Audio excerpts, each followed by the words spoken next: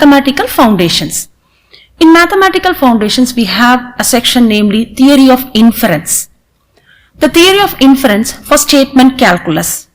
The main function of logic is to provide rules of inference or principles of reasoning. The theory associated with such rules is known as inference theory because it is concerned with inferring of a conclusion from certain premises. So we are going to derive a valid conclusion from a given set of premises. What is premises? Premises means a given set of statements. Some statements will be given in form of symbolic form. Let us convert it into a symbolic form. Let us convert the statements into a symbolic form. Premises and conclusions. In logic, we concentrate on the study of the rules of inference by which conclusions are derived from premises. So, in this chapter, we are going to deal with a set of premises from which we derive the conclusion, a valid conclusion. These rules are stated in terms of the forms of the statements, that is premises and conclusions. Any conclusion which is arrived at by following these rules is called as a valid conclusion. So, we are going to derive the conclusion from the given set of premises. Now, rules of inference. There are two rules of inference, rule P and rule T. The process of derivation by which one demonstrates that a particular formula is valid conclusion of a given set of premises. That is rule P and rule T. Now, first let us see about rule P. A premise may be introduced at any point of the derivation. A premise will be given, and rule T means a formula S may be introduced in a derivation if S is tautologically implied by any one or more of the preceding formulas in the derivation. That is, premises will be given in our statement, and rule T means the formulas which we are going to use from the premises. For that purpose, we are given with many implications and equivalences. We are going to use the implications and equivalences to derive a conclusion from a given set of premises. Some of the implications and equivalences. E18, it is an equivalence. P implies Q will be equivalent to negation Q implies negation P. This is the implication that, it is an equivalence. Next implication, it's namely I9. P comma Q implies P cap Q, and negation P comma P cap Q implies Q, and P comma P implies Q implies Q. Negation Q comma P implies Q implies negation P. So these are both implications and equivalences. Now let us move on to the problem.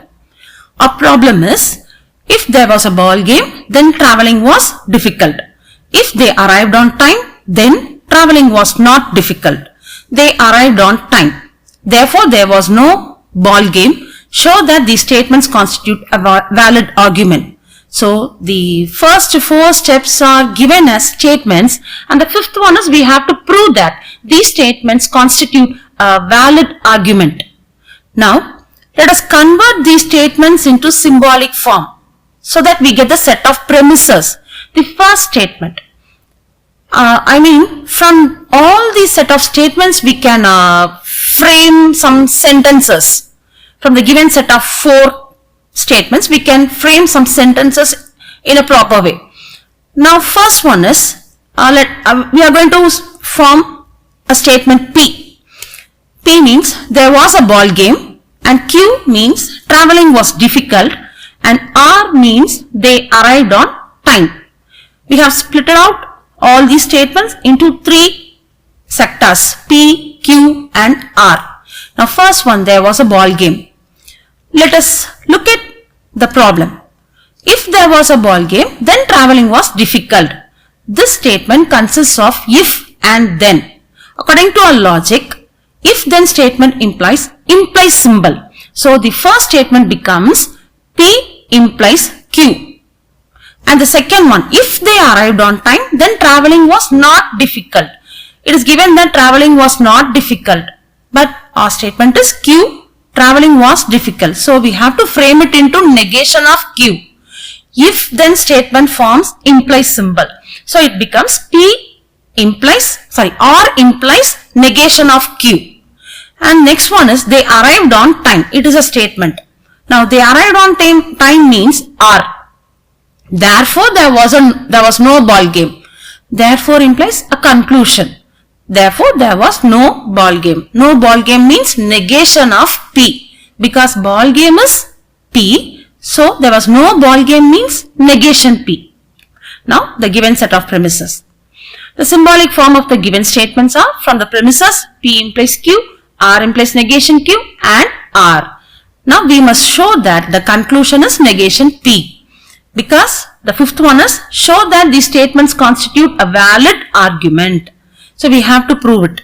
So the conclusion is negation P. Now let us start it.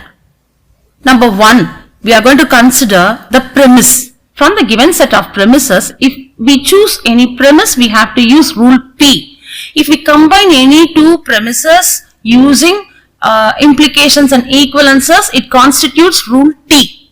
So now first we have considered P implies Q from the given set of premises. So it implies rule P. And then we have applied rule T. It is implication. It is implication, not implication. It is equivalence. E18. P implies Q if and only if negation Q implies negation P. So the statement becomes negation Q implies negation P. And the next one is R implies negation Q. It is rule P. We have considered the premise from the given set of premises. So rule P. And once again we have chosen in step 4 R. R is nothing but rule P once again. So we have considered two statements from the given set of premises. R implies negation Q and R. Both are rule P. And next, when combining these both using implication number 11, P comma P implies Q implies Q. So here R comma R implies negation Q implies negation Q. So we get in the step 5 negation Q, which is rule T. Now once again in step 6, both the terms implies negation P. Finally we come to rule T. Combining both the steps number 2 and 5, negation Q comma negation Q implies P will imply negation P, which is our conclusion. It is a valid argument. We have proved the statement. Coming to the next problem, we are going to prove that R cap P cup Q is a valid conclusion from the premises P cup Q comma Q implies R comma P implies M and negation M. So here the given set of premises are 4 premises. We are going to prove that R cap P cup Q is a valid conclusion. Now step 1, we have considered the given premise P implies M. So it implies rule P. And next we have considered once again the next premise negation M. So combining both these, we apply rule T. Combining both these and implication number 12, we get negation of P. And once again we have considered the next premise P cup Q, which is rule P. And rule T is applied here once again, which in number 3 and 4 we combine negation P and P cup Q, we get Q. It is rule T. And once again we have considered rule P, Q implies R. And then once again apply rule T and implication 11, which implies R. And the last one, we have combined both step 4 and 7, R cap P cup Q. So we have combined R and P cup Q. Thank you.